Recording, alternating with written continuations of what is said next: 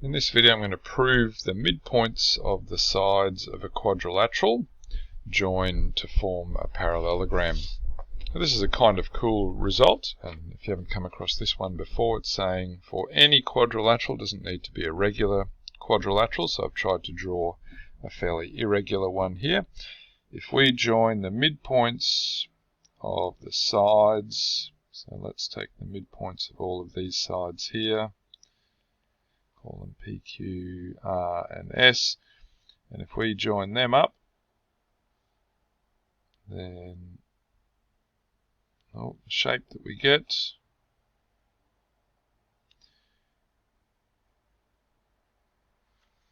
alright, not sure they're quite snapping to the right points there, but basically we're trying to prove that PQRS is going to be a parallelogram. Now it looks reasonably parallelogram-ish. So we're going to try and prove that PQRS is a parallelogram. And so I guess we need to think, what do we need to show in order to say that it's a parallelogram? So I guess we could say, well, if we can show that the opposite sides are parallel, then it's definitely a parallelogram. And we could pretty easily do that.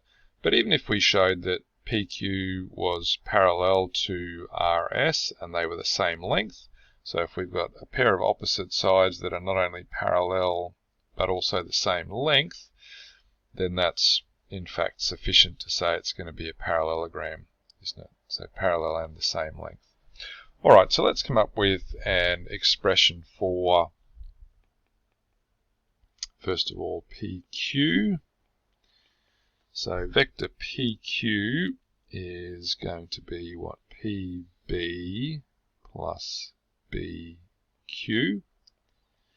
And because P and Q are midpoints of respective sides, we can say, well, vector PB is really just a half of the vector AB, and BQ is likewise a half of, don't need any brackets there, half of BC. And so I guess we could take the half out here and say that's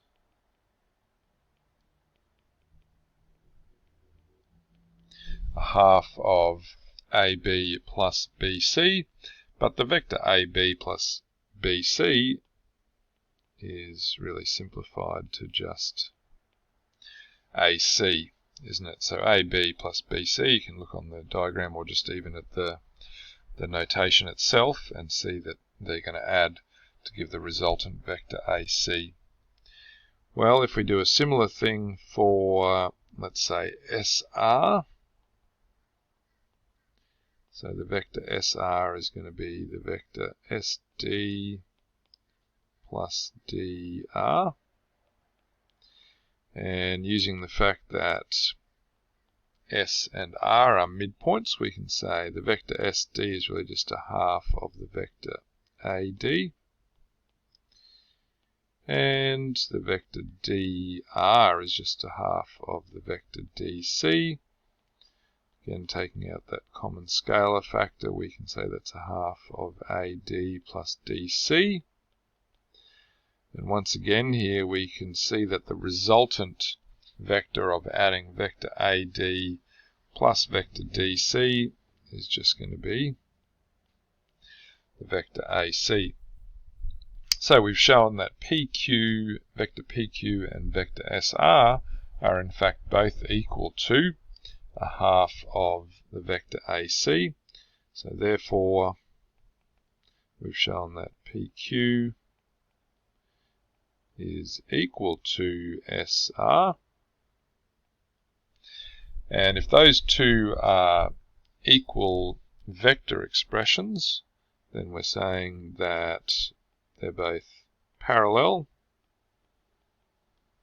but also we're saying they are equal in length. So they're parallel and they're equal in length, and that's enough to say that PQRS is a parallelogram. Parallelogram. Alright, so we've proved that the midpoints of any quadrilateral will join to form a parallelogram.